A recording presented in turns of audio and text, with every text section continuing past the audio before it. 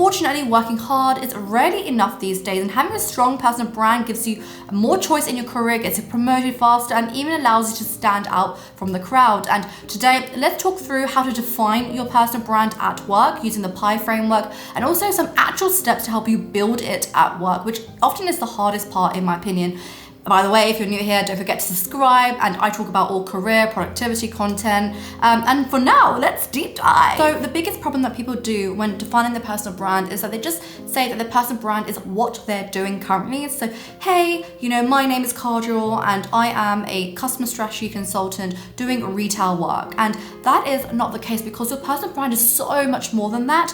And I like to use the PI framework when defining my personal brand. So P for performance, how well are you doing your work? Is it good quality? How fast are you turning around things? I for image, and that's basically how do you come across, the values you bring to your work, your personality and the attitude you bring to your work. And E for exposure. So sadly, who do you know in the firm, and how well connected are you? And sadly, that's something that's really important in consulting. This all shapes your personal brand, and you want to make sure that your personal brand stands out and it's also aligned to your long-term goals. So let's go through both of those right now. In terms of standing out, you want to identify your secret sources. I thought at work I had to copy other people just to be successful and fit in at work, and that is not the case. There are thousands of people at work. People can't remember everyone, so how are people going to remember you? And you need to find what differentiates you. And I know, as cringe as that sounds, you need to find your secret sauce. Ask yourself, what would your colleagues answer? What are your strengths? In which areas do they view you as irreplaceable? What do you do better than other people? And yes, there is something which makes you special. And if you're finding it a little bit difficult to come up with what's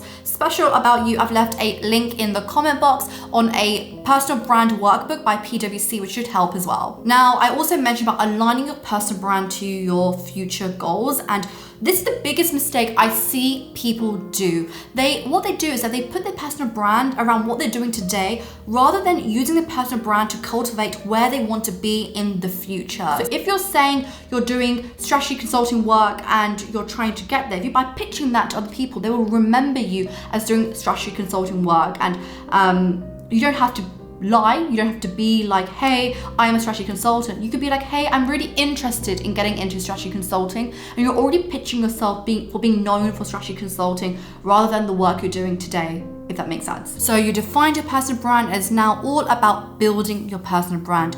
First thing you want to do is position yourself as an SME in that space. An SME, I mean a subject matter expert. Sorry, consulting lingo. Literally, it means fake it till you make it, love. I want you to take your internal CV, and I want you to go through your internal CV, and if you want to be known for product management, right?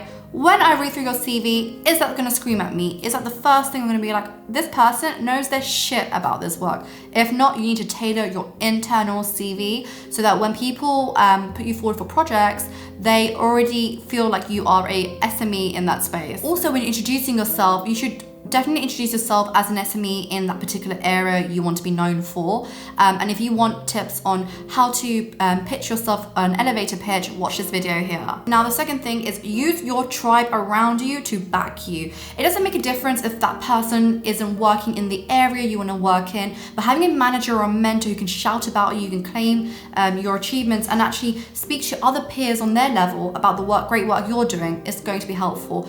And it's not something which you should just expect to happen. You should ask, let's say, your manager to put in a good word for you, or to send an email across to another partner recommending you to work on their project. And there's no harm doing it. It's helping your case at the end of the day. And I feel like we often get shy to ask people to do it, but that's how it kind of works in the space. People prefer referrals than just reading through an internal CV. And I've actually had managers that I'm about to go join, they asked my previous managers about how well I did without even me knowing. So they're doing it in the background. It's going to build a trust in you. And in talking about trust, don't forget that your tribe is your vibe. And if you are hanging around with people who have really bad personal brands or who have negative associations, it's going to affect your personal brand at work. So just be careful and mindful of the people you surround yourself with the teams that you work with the partners that you work with as well. So the third thing you need to do is say yes to only relevant opportunities. Of course, it always happens where you won't become an actual expert in the area if you don't have experience in that area. And there's tons of opportunities at work. We do this mistake where we take we say yes to everything, but you need to be really strategic and only say yes to a project, to an extracurricular activity at work if it's going to help you achieve your goal and hence achieve that personal brand that you're trying to craft. And don't forget, personal brand isn't always about the type of work you're doing, right? So it's about your attitude you're bringing to your work. So for example, you could be helping other people when they're struggling, and that's a great quality to add to your personal brand.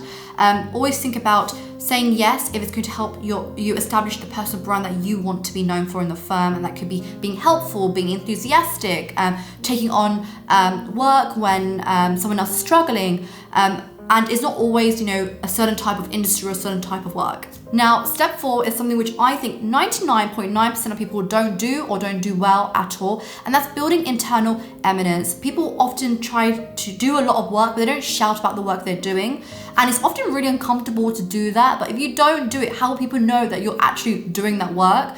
So a couple of ways that I have built internal eminence is by talking at my lunch and learns about projects I've been on and the work I've done. It's speaking at events and conferences for my firm internally and externally. It's speaking to partners, just one-to-one conversation about the work I've done and the impact that it's had on the client. And it's a bit daunting trying to ask to speak in front of so many people. And if you're not comfortable taking everything, there's no harm just reaching out to directors and partners, asking to take a small piece of their presentation because you feel that you have the expertise in that and that's what you want to be known for. Performance is only worth 10%, and what's more important is your image, aka your reputation at work, but more importantly, who do you know at work, which is why networking is so important and it's obviously the next step. Don't focus on just building your network inside your operating unit. Focus about speaking to other people in different areas, because often there's so much knowledge sharing, so much things you can learn from them, and also they might be able to learn something from you. So you can go and pitch your skills to another operating unit which would really value it. And don't forget about networking externally. The biggest issue is that when we leave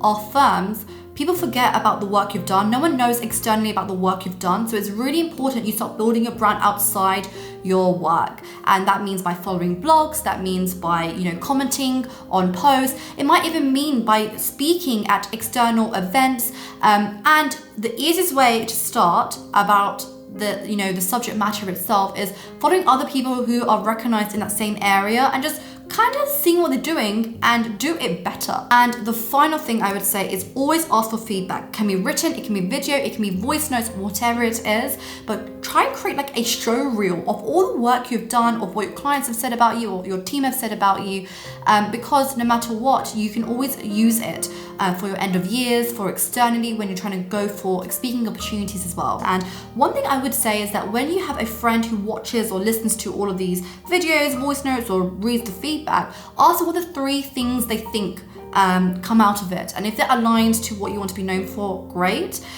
because perception is so important. When you often go for talent reviews, whatever it is, a lot of people in the talent reviews are seeing your feedback for the first time, so you can kind of shape some of the show reel material to align to those 3 words that you want to be perceived for. I hope this helped you to build your personal brand at work. If you're interested in these videos, don't forget to go watch them. And for now, I will see you next week. Ciao!